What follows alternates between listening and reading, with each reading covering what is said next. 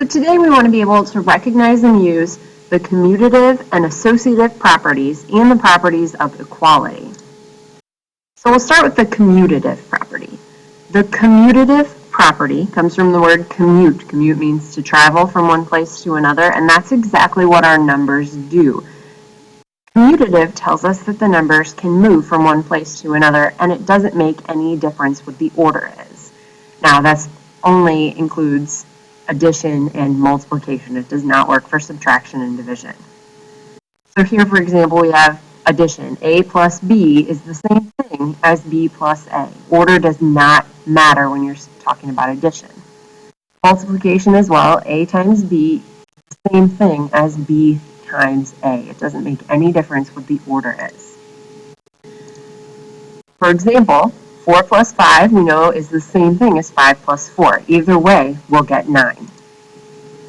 2 times 3 and 3 times 2 are exactly the same thing. They have commuted from one place to another on either side of the equal sign. And again, the commutative property does not work for subtraction or division. It only holds for addition and multiplication. Then there's the associative property.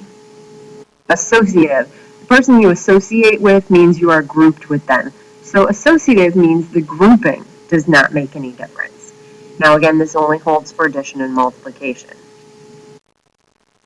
If we add A and B first and then add C, we will get the same answer as if we add B and C first and then add A. It doesn't matter how we group in addition, and for multiplication, it's the same thing. If we multiply A times B first and then multiply C, we'll get the same answer as if we multiply B and C first and then A.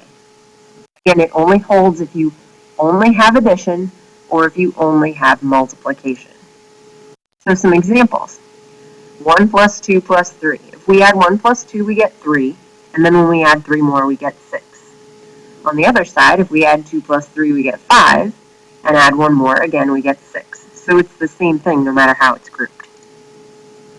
For this one, 2 times 3 is 6, times 4 is 24.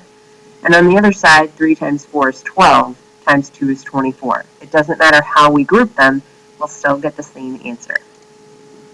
Again, does not work for subtraction, does not work for division, and also it doesn't really work if you are mixing operations. It only works if you have only addition or only multiplication. Okay, so we want to name the property that each of these examples are demonstrating. Here we have 5a plus, in parentheses, 6 plus 2a equals 5a plus, in parentheses, 2a plus 6. Now, it would be really easy here to say, oh, there are parentheses, so this is definitely the associative property. But take a look at what's in the parentheses. On this side, 6 and 2a are in the parentheses. And on this side, 6 and 2a are also in the parentheses. So it's not going to be the associative property. The same thing is in the parentheses both times. However, on this side, 6 comes first and 2a comes second. And on this side, 2a comes first and 6 comes second. So they've switched places. The property that's used when we're switching places with numbers is the commutative property. They have traveled, they have moved from one place to another. Now in the second example, again, we want to look at the parentheses. In our parentheses here, we have 2a plus 6, and over here we have 5a plus 2a. Now we still have all the same terms on either side, but our parentheses are around different sets of terms. So in this case, since we've changed the position of our parentheses, it is the associative property. And finally, in the last example, we've got 2 times 3 plus a equals 6 plus 2a.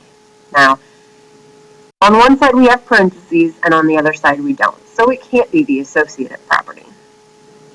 On one side we have 2, 3, and a. Those are all our different terms. And on the other side we have 6 and 2a. We haven't traded anything places. We actually have completely different terms here, so it also can't be commutative. So what is it?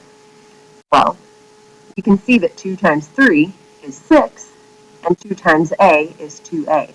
So we've effectively distributed this 2 to each term inside the parentheses, and that's why it's what we learned about yesterday, the distributive property.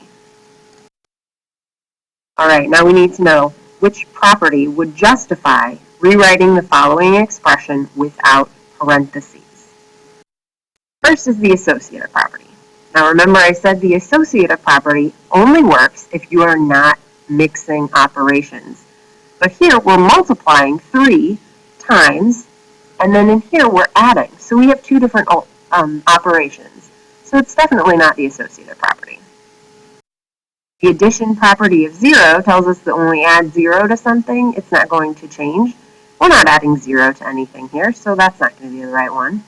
And the commutative property of multiplication would tell us that we can switch around the 2x and the 5y and our answer wouldn't change. We'd still have the parentheses. Now the distributive property says that we can multiply 3 by 2x and add 3 times 5y, and then we don't need the parentheses anymore. So in this case, the distributive property would be the one that would justify rewriting the expression without parentheses. Now, which property would justify this statement? 8x plus 4 equals 4 plus 8x. So we don't have any parentheses here, and we know that the associative property only deals with parentheses. So it can't be 1. Distributive property also deals with parentheses and multiplying things outside and inside the parentheses. Again, no parentheses here, so we're not going to have anything to do with the distributive property. The addition property of 0 deals with adding 0 to things. We're not adding 0. We're adding 4 and 8x. The commutative property tells us we can move things around and still get the same answer. Look at our equation up here. 8x comes first, 4 comes second. On the right side, 4 comes first and 8x comes second. So we've switched places. This is the commutative property of addition. Now we need to know which property will justify this statement. Now, we know we have parentheses. So what we need to check is, are we moving things around inside the parentheses? Are we actually moving the parentheses themselves?